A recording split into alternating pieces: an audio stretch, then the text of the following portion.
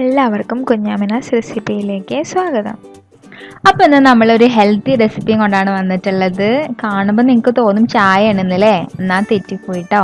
ഇത് ചായ അല്ല, അതാണ് ടേമറിക് മിൽക്ക്. അതെന്നാൽ നമ്മളെ ഇമ്മ്യൂണിറ്റി ബൂസ്റ്റ് ചെയ്യാൻ വേണ്ടിയിട്ടുള്ള ഒരു ഡ്രിങ്കാണിത്. അപ്പോൾ ഈ ഒരു ടൈമിൽ ഈ ഒരു ഡ്രിങ്ക് കുടിക്കുന്നത് നന്നായിരിക്കും. ഈ ടൈമിൽ നിന്നല്ല, നമ്മളെന്നും ഈ ഒരു ഡ്രിങ്ക് കുടിക്കുന്നത് നന്നായിരിക്കും. അപ്പോൾ ഇതെങ്ങനെയാണ് ഉണ്ടാക്കാമെന്ന് നമുക്ക് നോക്കാം.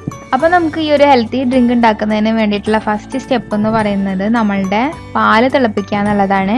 ഇവിടെ ഞാൻ 1/2 ലിറ്റർ പാലാണ് കേട്ടോ എടുത്തിട്ടുള്ളത്. അപ്പോൾ നമ്മൾ എപ്പോഴും പാല് നല്ല തിളച്ച ശേഷം മാത്രമേ അതിലേക്ക് ബാക്കിയുള്ള ഇൻഗ്രീഡിയൻസ് ഒക്കെ ചേർത്ത് കൊടുക്കാൻ പാടുള്ളൂ. അപ്പോൾ ഈ പാലൊന്ന് തിളക്കുന്നത് വരെ നമുക്ക് വെയിറ്റ് ചെയ്യാം.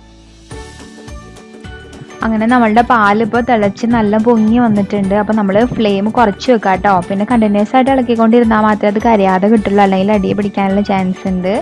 അപ്പോൾ നമുക്കിതിലേക്ക് ബാക്കിയുള്ള ഇൻഗ്രീഡിയൻസ് 1 by 1 ആയിട്ട് ആഡ് ചെയ്ത് കൊടുക്കാം.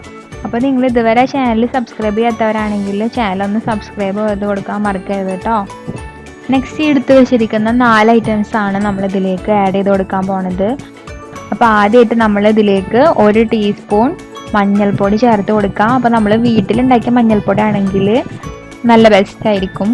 നെക്സ്റ്റ് ഇതിലേക്ക് നമ്മൾ 1 ടീസ്പൂൺ കുരുമുളക് പൊടി ചേർത്ത് കൊടുക്കുക. അതൊരു സ്പൈസി ടച്ച് കിട്ടാൻ വേണ്ടിയിട്ടാണ്. അതുപോലെ തന്നെ നമ്മൾ ചായയിലൊക്കെ ആഡ് ചെയ്ത് കൊടുക്കുന്നത് പോലെ ടീസ്പൂണ് ഇഞ്ചി പേസ്റ്റ് ചേർത്ത് കൊടുക്കുക, അല്ലെങ്കിൽ ഇഞ്ചി ചതച്ചാലും മതിയാവും. ആൻഡ് ഫൈനലി നമ്മൾ കുറച്ച് കറുവപ്പട്ട പട്ട കൊടുക്കാൻ ചേർത്ത് കൊടുക്കുക. അപ്പോൾ പൊടിയാണെങ്കിലും കുഴപ്പമൊന്നുമില്ല.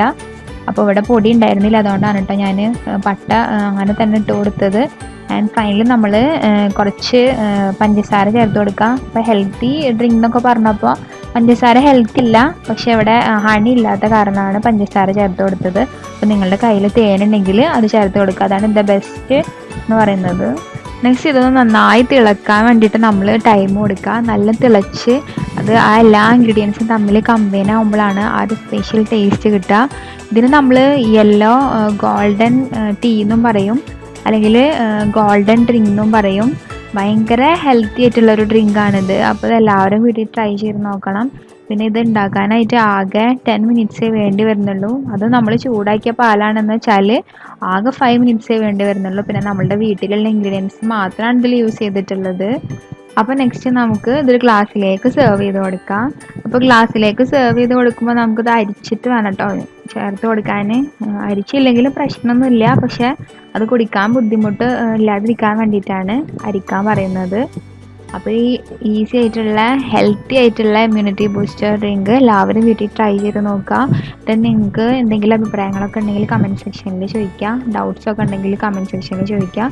പിന്നെ ഞാനിത് കുറച്ചും കൂടിയും ഭംഗി വരുത്താൻ വേണ്ടിയിട്ട് കുറച്ച് സാഫ്രോൺ ഇട്ടിട്ടുണ്ട്, കുങ്കുമപ്പൂവ്. അപ്പോൾ ഈ വീഡിയോ ഇഷ്ടമായാലും നിങ്ങൾ ലൈക്ക് ചെയ്യണം, ഷെയർ ചെയ്യണം. അതുപോലെ തന്നെ അഭിപ്രായങ്ങൾ കമൻറ്റ് ചെയ്യുക, അല്ലെങ്കിൽ എനിക്ക് ഇൻസ്റ്റാഗ്രാമിൽ DM ചെയ്താൽ മതി, അല്ലെങ്കിൽ ഫേസ്ബുക്കിൽ മെസ്സേജ് അയച്ചാലും മതിയാകും.